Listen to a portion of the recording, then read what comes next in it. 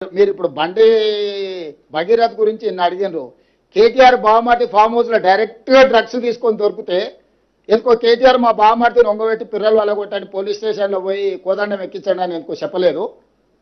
మా బావమాటి దీపావళి పండుగ చేసుకుంటుండు, చిత్తుపుట్ల బదులు సారా బూట్లు పెట్టుకున్నాడు. మా బావమాటి బతిపూల బదులు గంజాయి పూలు లేకపోతే కొకేన్ పెట్టుకున్నాడు. మీరు ఎట్లా అరెస్ట్ చేస్తారని బయటకు వచ్చి మాట్లాడాను కదా. ఈ సిగ్గులేనోడు మరి బావమాటి ఫామ్ హౌస్లో డ్రగ్స్తో దొరికితేనేమో కేసు కాదు, ఇంకో ఎమ్మెల్సీ కోడి పందాలతో దొరికిండు, దాని మీద లేదు. ఇవాళ నేను చెప్తున్నా అధికారికంగా, దుబాయ్లో చనిపోయిన కేటీఆర్ మిత్రుడు ఆర్థిక లావాదేవీలు వాళ్ళ ఎమ్మెల్యే ఎక్స్ఎమ్మెల్యే వాళ్ళ ఫామ్ హౌస్లో డ్రగ్స్తోని పోలీసుల మీద కాల్పులు చేసి దొరికిండు.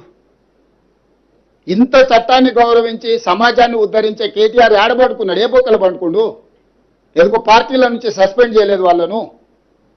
అసలు ఎంత సిగ్గులేనితనం, బర్తగించిన తనం, ఇంతకంటే సిగ్గు తప్పినోడు ఎవడన్నా ఉంటాడా? మరీ సిగ్గు లేకుండా మాట్లాడిందా. నిన్నదాకా మనం ఆయన బెయిల్ వచ్చింది, ఫామ్ హౌస్లో డ్రగ్స్తో దొరికి పోలీసుల మీద కాల్పులు జరిపినోడు వాళ్ళ పార్టీ కనీసం ఆయన నోటీస్ ఇవ్వలేదు, ఆయన పార్టీల నుంచి సస్పెండ్ చేయలేదు. ప్రత్యక్షంగా పార్టీ ఉన్నోడు రెడ్ హ్యాండెడ్గా దొరికితే దాని గురించి మాట్లాడాడు. అతను ఆయనకు అమాయకుల్లాగా కనిపిస్తాడు, జాతిరత్నంలాగా కనిపిస్తాడు. ఈయనకు యువతల పిల్లల్ని చట్ట ప్రకారము పకడ్బందీగా చర్యలు తీసుకున్నాం.